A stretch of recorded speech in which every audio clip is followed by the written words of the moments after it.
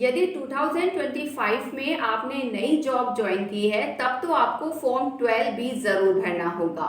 ये नए एम्प्लॉयर को आपकी पिछली सैलरी और टैक्स कटौती के बारे में जानकारी देने में मदद करते हैं, जिससे आपकी सैलरी से सही टीडीएस सही समय पर कट सके।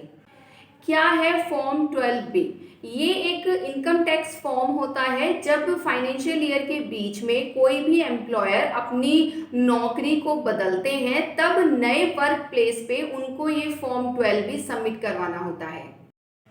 फॉर्म 12B का मुख्य उद्देश्य है नई कंपनी को एम्प्लॉयर के बारे में डिटेल प्रोवाइड करना, जैसे उनकी पिछली इनकम के बारे में या टैक्स कटौती के बारे में। ये पूरी डिटेल फॉर्म 12B में ऐड की जाती है।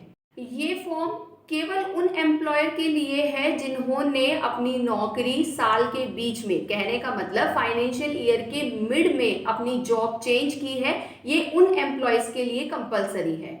ये फॉर्म फिल करना कंपलसरी तो नहीं है, लेकिन जब आप नई कंपनी ज्वाइन करते हैं तो वहाँ एम्प्लॉयर के पिछली इनकम के बारे में पूरी डिटेल आपसे मांगते हैं। पूरी डिटेल मीन्स उनका वेतन भत्ता, उनकी जो इनकम टैक्स की कटौती है वो सब डिटेल है, वो फॉर्म 12B में ही होती है। इसलिए इस समय पर आपको फॉर्म 12B सबमिट करवाना होता है। फॉर्म 12B के साथ एम्प्लॉयर को अपने इन्वेस्टमेंट का सर्टिफिकेट भी शो करना होता है, क्योंकि जब तक आप इन्वेस्टमेंट को प्रेजेंट नहीं करेंगे फॉर्म 12B पूरा नहीं माना जाएगा। आपका टैक्स रिकॉर्ड सही रखने के लिए आपको फॉर्म 12B मार्च मंथ में सबमिट करवाना होता है।